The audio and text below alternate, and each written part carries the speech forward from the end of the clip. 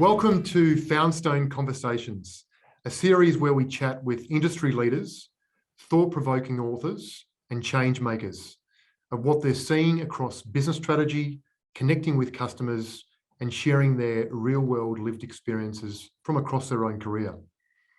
And today we're joined all the way from Europe in Austria by the Professor of Strategic Management at the University of Innsbruck and the co-author of a book that's launched fairly recently, and it's, in my view, it's taking the global strategy community by storm, called Open Strategy.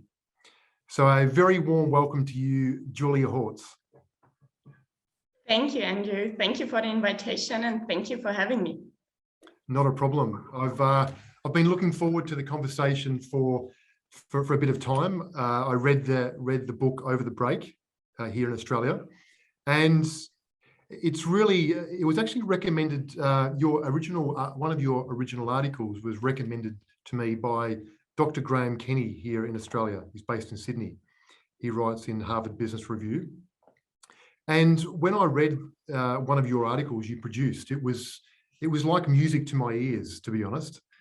Listening the way that you and your co-authors articulated open strategy, because it's something, the principles that you talk about ourselves as an advisory, we've been trying to really work with these principles for quite a while, but I've never heard it articulated so clearly and with such clarity. So I want to thank you and your co-authors to start with, just for putting the time in and referencing so many real life examples in all your work. Thank you. I think we really appreciate the positive feedback that we got really on the book and its core concept around the world.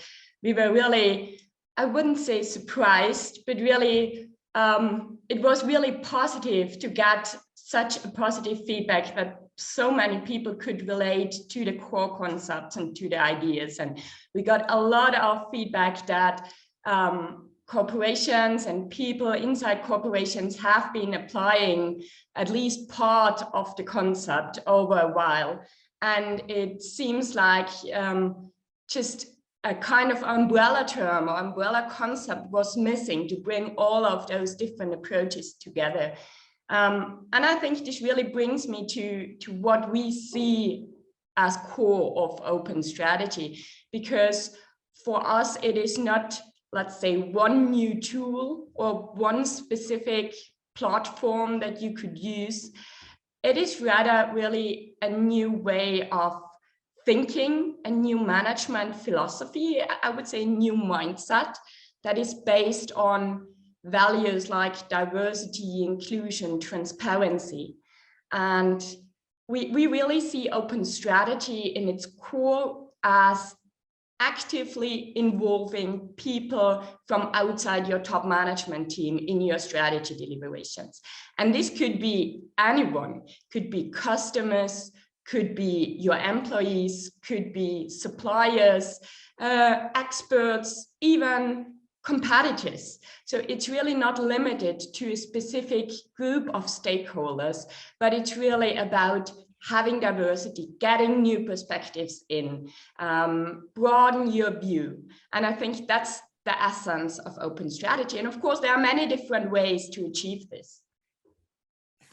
Well, yeah, thank you for articulating that again, just so clearly. And I think that the term you've used as the umbrella term, I think that's what it's meant to me and a lot of our audience and partners that have been hearing about a lot of the media you're doing globally. I think it does. It encapsulates that umbrella term.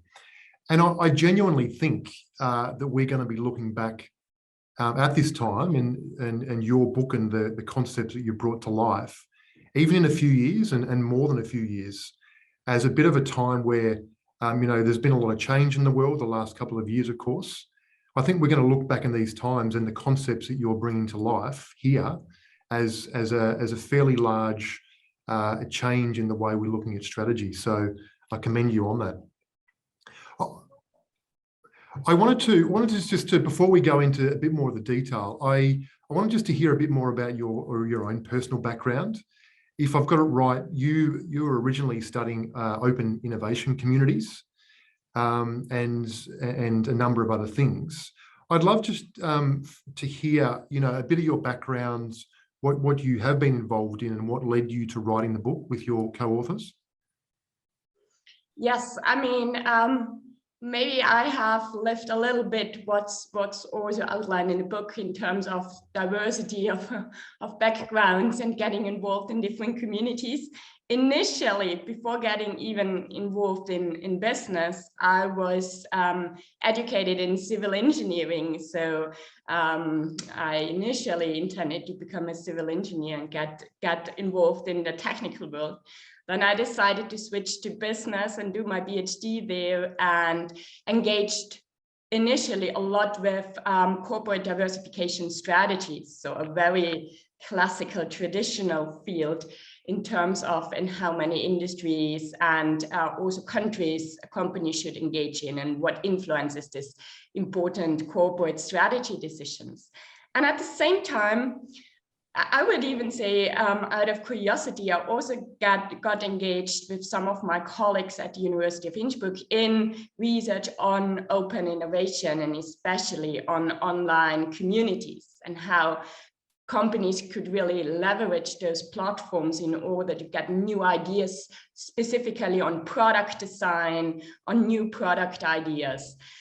And back then, I also worked a lot together with Richard Whittington on diversification. And then he also brought out his foundational article in 2011 on opening up the strategy profession. And it was like, I would say, it was like a moment where I realized how I could combine my experience in corporate strategy and online innovation communities to involve more in this kind of open strategy approach. So really combine what I've learned in the two different fields and my experience in the different fields. And at the same time, I was lucky that I was in contact with Kurt and Stefan, my co-authors, who engaged in applying such new approaches in their consulting work. So I would say it was one of those coincidences where just people come together from different fields, from research, different research fields, and also from consulting practice, and some new ideas evolve. Wonderful. And it's interesting that you mentioned there that originally from a civil engineering background, then into broaden that. I find that fascinating, isn't it? That the different, you've brought those different mindsets from very different disciplines and in industries. And I think that's a lot of what's got to do with bringing these new concepts to life. So that's really interesting to hear. And in terms of the actual book, just to give our audience a bit of context, for those that haven't read it, or even myself and others that have read it, was it correct that you were funded by, or partly by, the Austrian Science Foundation, and then you worked largely with a consulting partner, IMP, to really assess, many real-life organisations in Europe, in the US and broader, to really support and learn in a very real sense the concepts? Exactly. What went into the book, I think that's also a kind of combination of different perspectives. As I've just said, we are researchers, also my co-author Christian Stadler from the University of Warwick, and Kurt Matzler, and then Stefan from the consulting firm. Over the years, we really engaged in different kind of research projects, which was funded by the Austrian Science Foundation, to really get some insights into the concepts from an academic perspective, and being able to conceptualize this new phenomenon. And on the other hand, Kurt and Stefan were applying those new insights and concepts in their consulting work. And it was, I would say, a constant back and forth between insights from academia and insights from practitioners.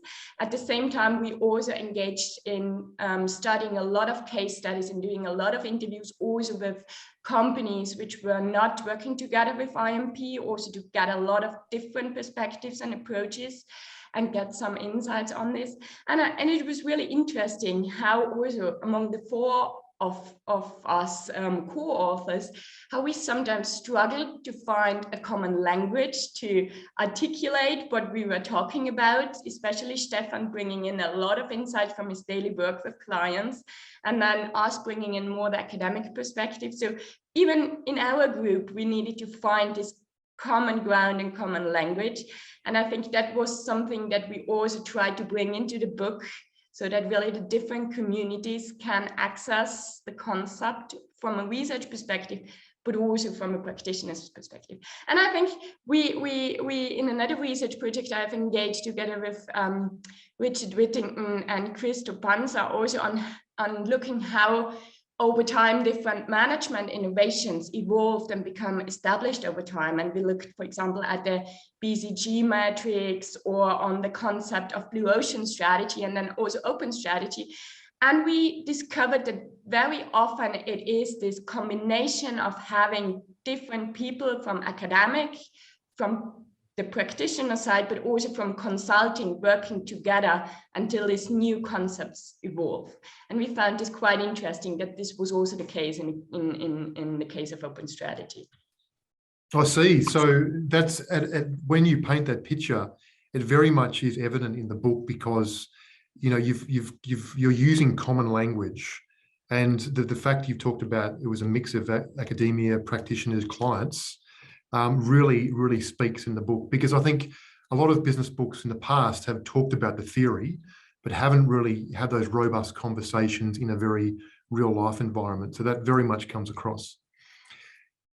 In terms of the concept of, because to a lot of people, to some people it's not, but to a lot of people, bringing in outsiders is a term that you use, can be a foreign concept. And as I understand it, outsiders, in your terms, they can be people inside the organization, but very much outside the C-suite, so frontline workers, different levels.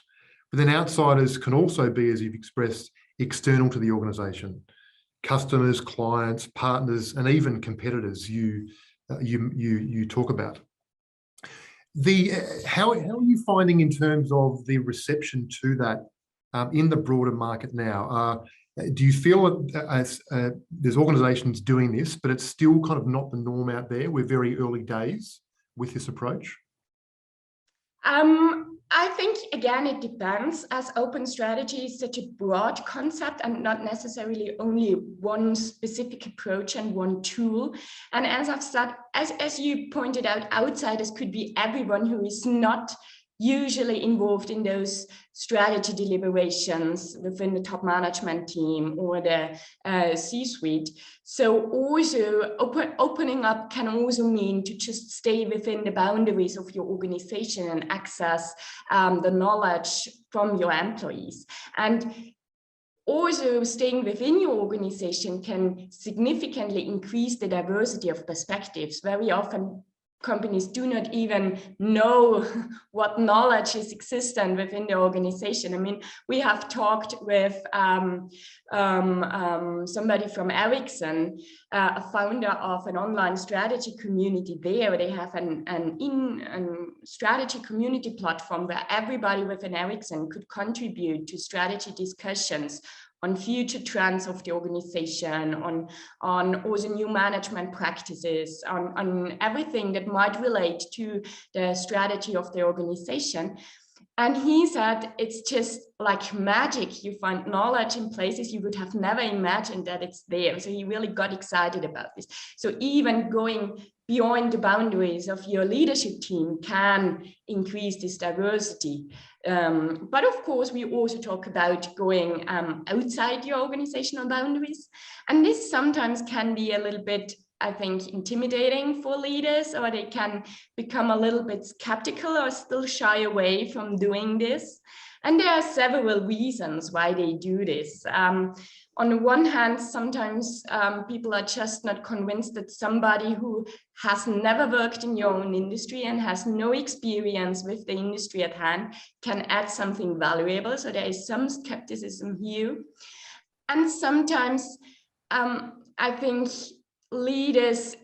that has to do with how the role of CEOs and executives has been defined over the last decades.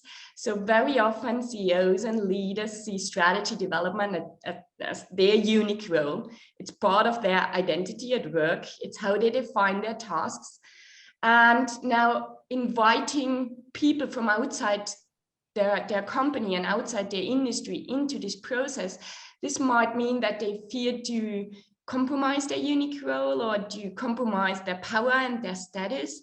And I think it's very important to tell people and let them know that it does not mean that they compromise anything, but the role is just shifting. It's just a different kind of task. But I think that's not easy, as over many years that the role of leaders has been just defined in a very specific way. So to overcome those fears and to overcome those concerns, I think that's the most important step to take in order to engage in open strategy. Yeah, that's brilliant, because I've heard you talk in other interviews, in terms of about starting with mindset, because if the mindset is not shifting, then it's very hard for then the approach and process to follow. And I like you talk about, because a lot of leaders, executives, having that ultimate control is part of the identity, isn't it? So it's ingrained in business schools and organizations large and small across the globe. So perhaps it is going to take a bit of time, isn't it, to sort of slowly, incrementally shift those mindsets, which I've heard you talk about before. Exactly. But I think, and I think that's one reason why this approach is becoming so relevant now and in these years, that we are at the moment also facing societal changes that are supporting this, because we see it in our education at the business schools. The younger generation, they have become so used to the fact that they can access any information in a very transparent way on the web. They are used that they can voice their opinions and views on anything, on products, on services, on political issues. So they are really used to the fact that they can share their knowledge and their point of view online or in different formats in their roles as consumers, as students, as citizens. And I think this also has significantly changed the environment in which organizations are just operating today. And this also finally impacts the domain of strategy. So I think people are just expecting to have this kind of opportunity to be included, opportunity to be engaged, to have this transparency that we are talking about, also when engaging in the strategy processes in the corporations they are working, for example. So I think those societal changes that have already impacted many other domains, when we think of open innovation, open government, open learning, open science, those will also over time change how we think of strategy work and might lead to those more inclusive approaches that we are talking about. Yeah, wonderful. And there's a line of the book that I'm just going to quote because I thought it was really helpful, and I had a bit of a chuckle myself. It was, "Insiders can't imagine the future as well as a mixed group of insiders and outsiders can, not because they have too little expertise or knowledge about their business, but because they have too much of it." So I did have a chuckle when I read that, and that speaks to what you've been articulating there about feeling like they have to be the experts, and really it's the other way around. As you say, they're really facilitating new ideas and insights and conversations externally. So that really resonated. Yes, and we have seen this in so many examples. I mean, one of the great examples was a big Austrian steel producer, and they were, of course, facing a lot of challenges in terms of environmental issues and overcapacity in the industry. And they also engaged in a workshop having insiders and outsiders, and they were developing a business model based on hydrogen-based steel production, so CO2-free steel production. And I mean, the idea itself, that was not new. That was, of course, known to the insiders, that there is the opportunity to and the technology to have this CO2-free steel production and that it's there. But having also externals and a large proportion of externals inside of this workshop really helped to amplify how necessary it is to engage in this. Because the insiders really a little bit ridiculed the idea and said, yeah, we know it's there, but it's not already coming and we still have time. And they were so occupied in the existing model of how the steel industry works and has worked over decades, that they had a hard time to see the relevance and the necessity to engage in this. And in this workshop, it was really obvious that the externals banged on the table and said, really, it's 5 to 12, you have to engage in this, otherwise you will have a hard time. The technology is there. Your corporation already has a patent in a subsidiary on this technology. And based on the outcomes of this workshop, they really then engaged in setting up the largest facility experimenting with hydrogen-based steel production in the world. So it was really this outsiders that pushed the insiders to go along this way. It wasn't necessarily bringing in the idea about the technology itself. I see. Yeah, that's an awesome example. Outsiders and sounds like they painted the picture. 5 to 12, as you say, it's here. Painted a very clear picture. So it's pretty hard not to listen to that, isn't it? To stand back and ignore that. Now, I've heard you talk about some other examples. I think it's helpful for our audience to hear some other examples. Some people and organisations could have reservations about confidentiality, company secrets and privacy. And in the book, you go fairly in depth in terms of how you design the process so it doesn't jeopardise any of those. Would you be able to talk about, I've heard you articulate it before, the example of in the US military, and how they are one of the real life examples that are using these principles?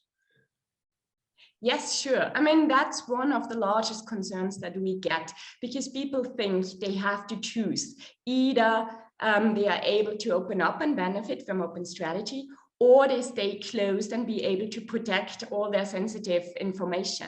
And we really argue that there is no such a trade-off between openness and secrecy.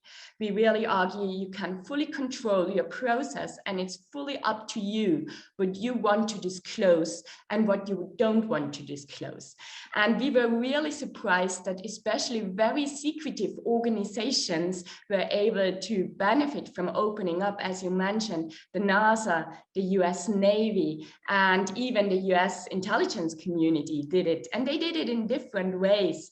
I mean, the US Navy, for example, I would argue that they have some sensitive information that they don't want to get out to some other parties. But what they did is they relied on crowdsourcing platforms in order to get external ideas in. And specifically, they called it a massive multiplayer online war game leveraging the internet, Mowgli in short. It's a kind of platform along the lines of World of Warcraft that allows you to apply gamification in order to just collect a lot of new ideas. And here what they did is they did several approaches. They had, of course, they experimented in a smaller scale at the beginning and then enlarged their efforts. And they specifically engaged in what we call the idea generation phase, which really just focused on collecting a wide range of ideas. So I think they collected in one of their efforts more than 5,000 ideas on this platform. So it's really about getting just a lot of ideas on what might be possible. And on the other hand, this did not require them to disclose a lot of information themselves up front. So that allowed them to avoid a lot of concerns regarding secrecy and confidentiality. But another approach was used by the US intelligence community, which is also, I think, a great approach. You can, when defining the problem and the question at hand, you don't have to go into very detail, but you can break it down or even obfuscate. In the case of the US intelligence community, they made use of the thousands of photographs of bisons from the tourist stake in the Yellowstone National Park. And one day on a platform called Topcoder, it's a platform where coders and programmers compete in order to solve complex problems here, and the winner gets a prize. There was a challenge which said, okay, we can use these photographs taken by tourists on bisons in order to track, connected with GPS data, and track the migration patterns on the bison herds without having the need to follow them physically, but do it based on the input from the crowd, and the crowd does not even know it. And there was a winner, so they got a great algorithm which was able to solve this problem, but it did not contribute to health and nature conservation of the bison herds, because it was initially set up by the US intelligence community to be able to track movements of Russian personnel and military vehicles in the contested territory of the Crimea. And if they would have put up this question, of course, it would have caused a lot of attention. And this way, by obfuscating their problem, they were able, like they put it, to get the whole world thinking about a solution without knowing the actual problem. So this is an extreme case, of course, but there are ways in order to formulate your question and problem without giving away competitive information. And then, of course, if you're doing workshop style formats, for example, you can always work with NDAs and go this way in order to avoid that information is leaking. But there are many ways to control opening up without sacrificing information. Yeah, well, thank you for elaborating on that. I enjoyed reading some of that example in the book, but you've elaborated there, so thank you. I want to just get a few more of your thoughts on, the concept of open strategy, helping to close that link in terms of strategy and then execution. We hear, and it's pretty common out there, some leaders saying, well, to do this open approach, it takes too much time, it's too risky, it's too much effort. I guess we have the view as, well, what's the alternative? If you're not doing that, it's the old traditional way of the top down. Here's the strategy, thinking that people buy in, and of course it sits there and either people don't understand it or people don't buy in.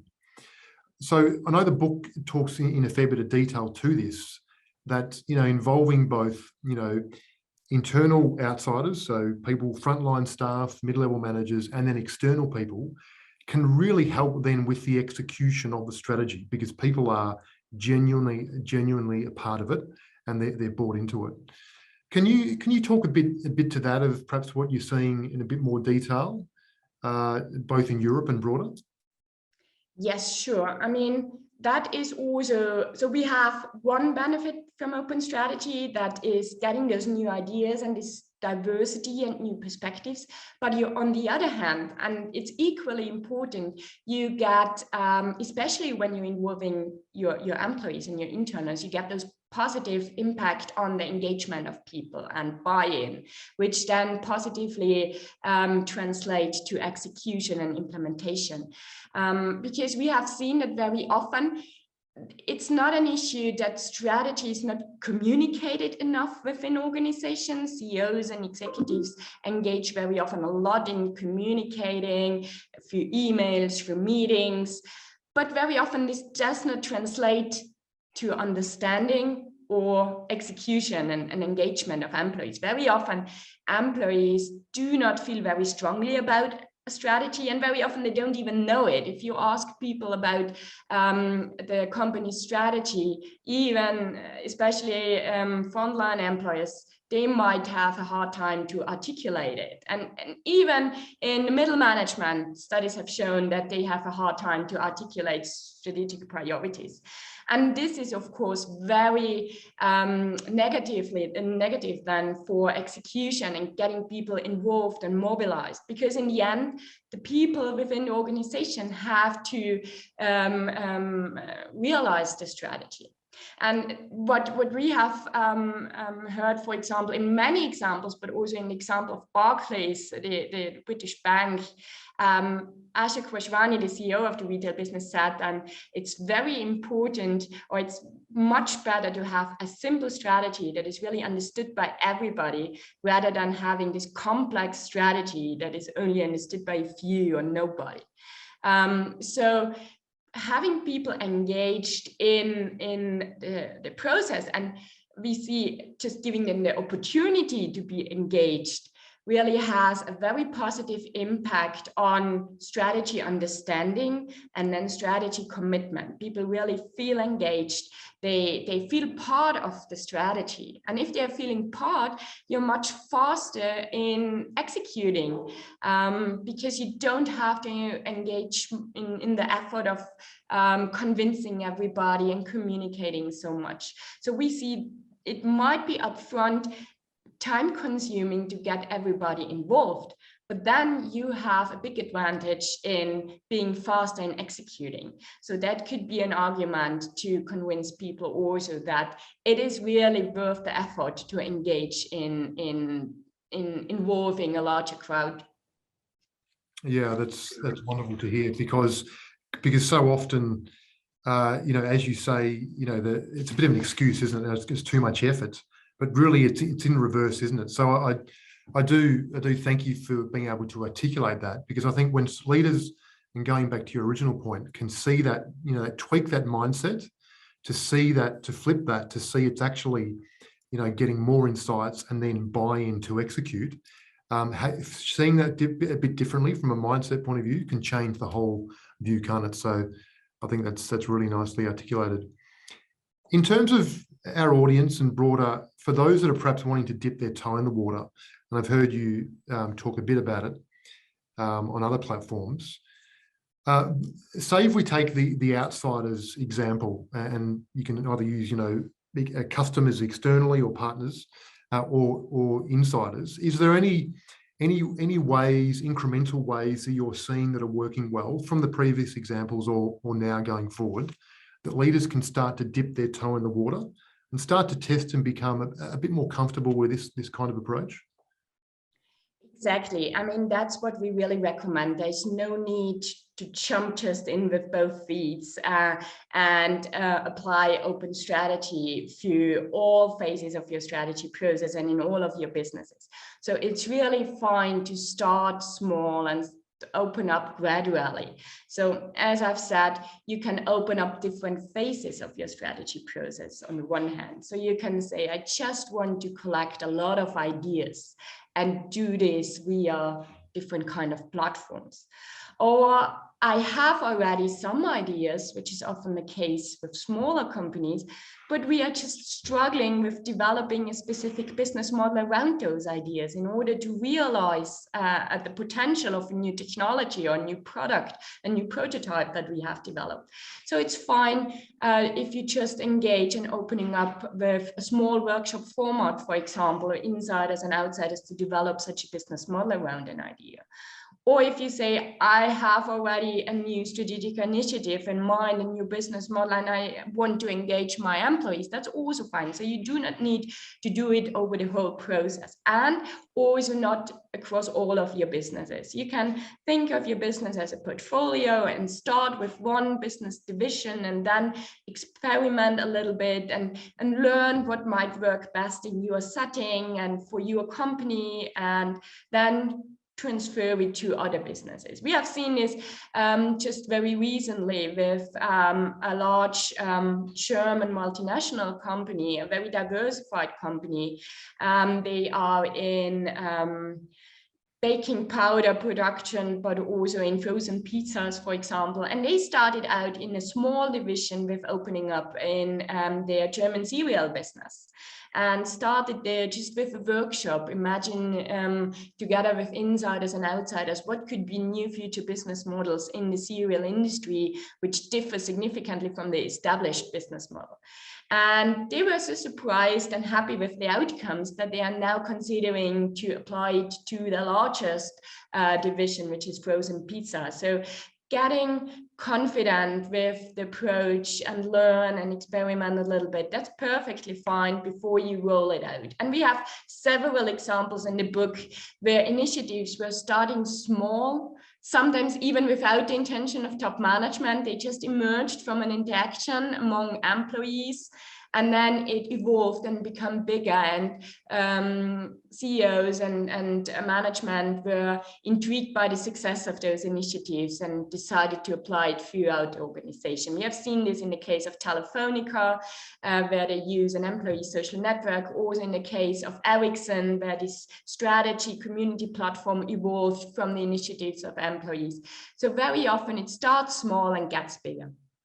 I see. And well, thank you for sharing those examples. And in terms of different size organizations, we've probably talked a bit about larger organizations just in this conversation, but you're seeing it applying to all shapes and sizes, and then also government, private, public. As I understand, you've seen it apply in even the startup world with a few people. The same principles apply, if I understand that right. Exactly. And this is again the case because open strategy is not one specific approach. You can really tailor it to your needs and the situation of your company. And we have, for example, the case of Saxonia, a small software consultancy firm based in Germany, a very small one. And they started out with an approach, I think, that is common to many startups and small companies. They were saying their strategy was just having no strategy at all, and employees were very flexible and given a lot of latitude how they approach the wishes from their customers without management getting in their way. And this worked out quite well for some times, but it also created silos within the business, that there wasn't a lot of exchange within across the different areas. And also when the financial crisis hit, then they were really having a hard time because they lost large customers, and now their approach was no longer working, and they were really facing bankruptcy back then. And then they realized they have to reposition themselves, but in their transition, they really realized that they have to engage all of their employees. And they did it through different kind of formats, workshop formats. They introduced bi-weekly strategy stand-up sessions within their offices where everybody could just engage in the discussion and do this very much on a continuous, in a continuous way. And by doing this, they really got the entire organization engaged, and everybody knew what was happening and how the new direction would work out. And they were really very successful in their transition to becoming a higher value end-to-end project management firm. And they were able to really triple their revenue. They, I think, increased by 120 employees, and were so successful that in the end they were acquired by one of their customers, who really pointed out that one reason was their successful management over the last years. So it also works for very small companies. Maybe then you are not engaging in large scale strategy jams of having thousands of participants, but doing it through analog formats or using different styles of getting people engaged and exchange knowledge. So there are many different ways to do this. And definitely small companies, we have family-based, very traditional companies. So we have really found companies in every kind of sector and in every industry and from every size type. I see, and I'm glad you mentioned some of those practical metrics there, because there's a number scattered throughout the book of, if I recall right, 200 odd executives been interviewed, and there's some very clear, plain metrics there. So already, although it's a new concept, you're already measuring it, which is, I think, important for a lot of people. Just to before we round out, I enjoyed the section in the book in terms of talking about, because it's not very common you'd hear this in a business book context, the topic of serendipity, of chance events and new contacts. and there was also the comparison. I like the analogy of Miles Davis, famous musician, of course, using the improvisation, responding to whatever was coming up in the moment as well, compared to a Sebastian Bach, who is a scripted classical music. So I love those analogies, and the term and the concept of serendipity really resonated in this concept. Can you give us a bit more thinking around that of how that came up and how that applies? Yes, sure. I mean, this is also a concept that most executives, or many executives, are usually not quite, I would say, comfortable with, because they just feel their job is to predict things and to plan things and to be able to forecast things. And when we talk about serendipity, what we had in mind is things like, there's this great story of Claude Shannon, who was an PhD student at MIT, and he was able to solve one of the most complex problems at the time back then in circuit design. And he did it because he had an idea and saw how he could apply something that he has learned in an undergraduate philosophy course on his problem. And by working on this first analog computer, he realized that he could apply something there. And he said, I was just the only one who was familiar with both fields. And you might think that this is just one kind of those coincidences that shape the world and rarely happen, but they really happen, because if you look at the book of Gary Kleine, Seeing What Others Don't See, he has investigated more than 120 of the most important inventions of our time. And he has found that more than 81% happened because people from fields that seem completely unrelated got in touch with each other and were able to build connections. And what we argue is that you could consciously work on making such coincidences happen. So by talking to people outside of your field, by going to talks and listen to people who have nothing to do with your fields on the first side, this might help to increase the chance of coincidences happen, and making use of this serendipity a little bit more in a systematic way, even though it might not relate on the first hand. So it's really about being able to foster such connections across fields, which wouldn't be there if you just stay in your field and with people who are experts in your field and in your company and in your industry. And we see this across many different examples across time. And I think, and that's really important, and you have mentioned it also a couple of times, we all, or many of us, feel uncomfortable with such unpredictability and with the situation where we have the feeling that we have to give up control. But it's really, we can control it, we can manage it. And one important thing is really to be, as you've mentioned it, to have the mindset and be ready for opening up. And we have seen this when talking to so many executives. Everybody agrees when we talk about the value of inclusion and transparency and diversity. But if we then confront them with such questions, how comfortable they are with unpredictable situations, with serendipity, with giving up control, then the picture becomes a little bit more differentiated. And therefore, we really encourage people to go through those questions that we pose in the book and become a little bit aware of how open they really are. And because that's so important, we have done a study where we asked nearly 400 people with strategy responsibility in their corporations, and asked them how much they engage in open strategy projects. And then we let them go through those questions to assess the openness of their mind. And we found on one hand that, of course, people who have this openness in their mindsets engage more in open strategy projects. But, and I think that's really astonishing, when controlling for size, for industry and all that different aspects, we also find that people who have this open mindset get much more out of their open strategy process. They have a higher return on their open strategy projects. So to be able to benefit from this approach, you really have to have this mindset, and you really have to believe in this approach. So it's really, that's why we stress this all the time. It's really this shift in thinking that allows you to benefit from it, because just doing it without being really convinced, then it's definitely a one-time project, and it's not a sustainable approach within your organization, and it won't allow you to benefit from it, because people who are engaged will realize that you're not really believing in it yourself. And then it can have also negative consequences.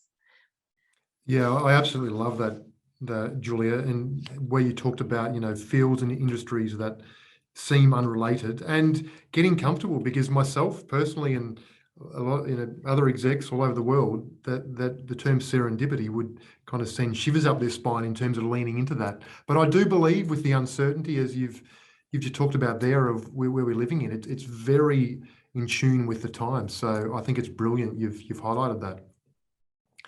I just want to end on a probably a bit of a left field question in terms of, I've got my view on it, but I was wondering just your view and how you'd express, well, what's the alternative to not doing open strategy in your view? I've got a clear view, because I think we're in the times that now that there are organisations and leaders, if they don't start looking at these things, the times are changing fairly quickly. But what's your view on that for those people that say, well, we're not going to look at this, or what is the alternative really to not doing it?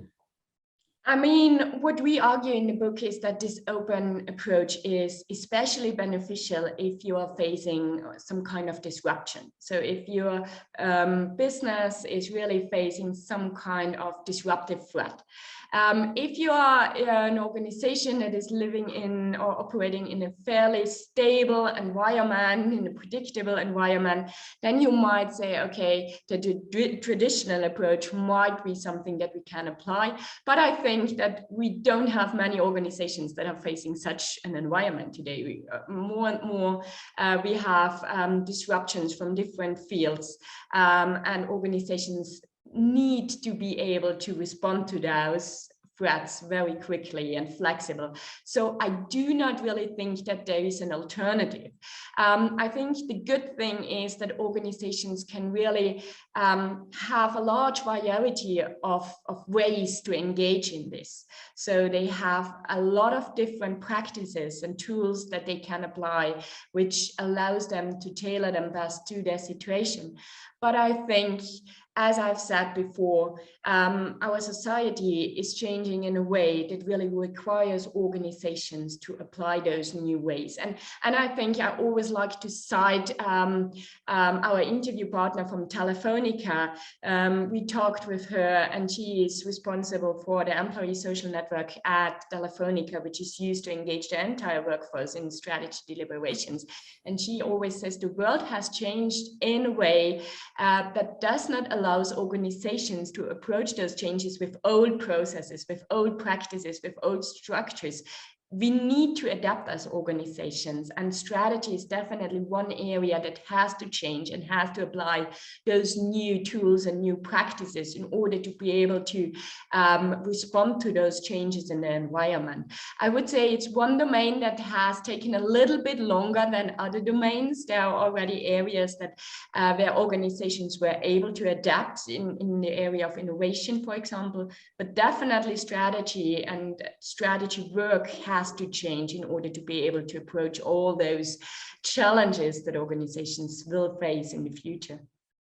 I think that sums it up beautifully, Julia, and very practically, that people can really learn and lean into that. So I want to thank you very much. It's been an absolute joy and privilege listening to you today, and looking forward to hearing many more stories and accounts, and being part of the open strategy community here in Australia as well. We're looking forward to contributing real life, case studies and scenarios and customers that can be part of your broader global community. Yeah, thank you for having me. And of course, we are always also looking to exchange and also getting knowledge about cases where open strategies applied and exchange experiences and to learn new approaches and also to hear other success stories of open strategies. So please feel free to share any experiences and any great cases and discuss and learn together about this new approach. Fantastic. We will do, and we'll hopefully see you in Australia one day soon in a face-to-face live panel. We'll look forward to that. That would be awesome. Would love to visit you in Australia.